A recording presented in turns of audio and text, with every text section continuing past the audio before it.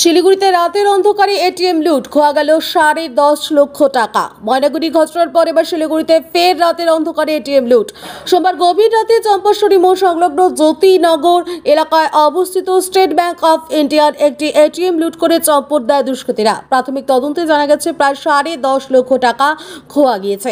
ঘটনাটি ঘটেছে রাত 2টো থেকে 3টের মধ্যে। প্রত্যক্ষদর্শীদের দাবি, একটি সাদা গাড়িতে মুখ ঢেকে 4 থেকে 5 জন দুষ্কৃতী ঘটনাস্থলে আসে। এলাকার এক বাসিন্দা জানিয়েছেন, তার বাড়ির বিপরীতে অবস্থিত এই এসবিআই এটিএমটিতে দুষ্কৃতীরা ঢোকে। তার মেয়ে ঘটনাটি দেখতে পেয়ে সঙ্গে সঙ্গে 100 নম্বরে ফোন করার চেষ্টা করেন, কিন্তু কোনোভাবেই পুলিশের সঙ্গে যোগাযোগ সম্ভব হয়নি।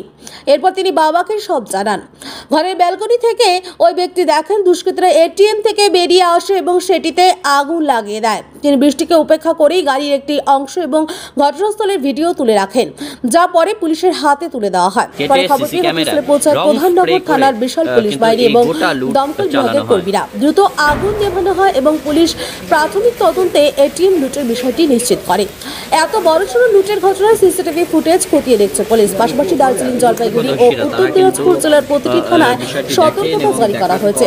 ইতিমধ্যে ব্যাংকের উচ্চপদস্থ আধিকারিকরাও ঘটনাস্থলে পৌঁছেছেন। পরে সকালে 46 নম্বর ওয়ার্ডের কাউন্সিলর দিলীপ বর্মন ও ঘটনাস্থলে পৌঁছান এবং প্রশাসনের বিরুদ্ধে এক রাশ ক্ষোভ উগরে দেন। এই ঘটনায় চাঞ্চল্য ছড়িয়েছে গোটা শহর জুড়ে। নিরাপত্তা ব্যবস্থার ঘাটতি ও পুলিশের দ্রুত পদক্ষেপ না নেওয়ার কারণে ক্ষোভ প্রকাশ করেছেন স্থানীয় বাসিন্দারা। ঘটনা এবং কি দেখেছিলেন? আমার মেয়ে যখন প্রথম 100 ডায়াল করে তখন ওর মোবাইলে আমি টাইম দেখলাম 2:10। হ্যাঁ, প্রথম দেখেও 2:10। তা ও যখন দেখছে তখন বেশি একটা সময় পায়নি। ও যখন দেখলো তার মোটামুটি ধরেন 2-3 মিনিটের মধ্যে ওরা বেরিয়ে চলে গেছে। হ্যাঁ, ও ট্রে ফ্রে গুলো সমস্ত কিছু তুলতে দেখছে আমার মেয়ে। তারপরে যখন ও প্রথমে তো লয়ার স্টুডেন্ট, তো ও বুদ্ধি করে 100 ডায়াল ফোন করেছিল, কিন্তু 100 ডায়ালকে ফোন করে কোনো কাজ হয়নি। অনেকবার ট্রাই করার পরেও 100 ডায়াল লাগেনি। তারপরে যখন ওরা চলে গেছে, দেখছে যে ধোঁয়া বেরোচ্ছে, আগুন বেরোচ্ছে, তখন ও আবার নিচে, আমরা সেকেন্ড ফ্লোরে থাকি, দৌড়ে আসছে। নিচে এসে কলিং বেল বাজাচ্ছে। কি ব্যাপার? আমি মেয়ে তো এত রাত্রে হঠাৎ তো নিচে আসে না। তারপরে বলে যে বাবা এটিএমে চুরি হয়ে গেছে আর আগুন লেগে গেছে। পরে আমি বেলকনিতে আসি, বেলকনি থেকে দেখছি আর প্রচুর ধোঁয়া বেরোচ্ছে। তারপরে তাড়াতাড়ি নিচে নামছি। নিচে নামে আমি নিজে উপর থেকে 100 ডায়াল করছিলাম, কিন্তু 100 ডায়াল লাগেনি। না লাগার পরে গিয়ে তারপরে দেখা গেল যে আমার কাছে কিছু অফিসারদের নাম্বার ছিল। পরে দেখলাম যে পিসিবাসী বড়বাবুর নাম্বারও আমার কাছে আছে। তার আগে 2টো নাম্বারে ফোন করেছিলাম, তারা তোলেনি। তারপরে পিসিবাবুর বড়বাবুর নাম্বারে ফোন করার সঙ্গে সঙ্গে উনি তুলছে। তোলার পরে বললাম যে স্যার, আমি ত্রিবেণী লজের মালিক বলছি, আমার বাড়ির সামনে যে এটিএম আছে সেই এটিএম চুরি হয়ে গেছে, প্লাস আগুন লেগে গেছে। হ্যাঁ, তারপরে উনি কিছুক্ষণের মধ্যে গাড়ি পাঠালো, দমকল আসলো, ব্যাস।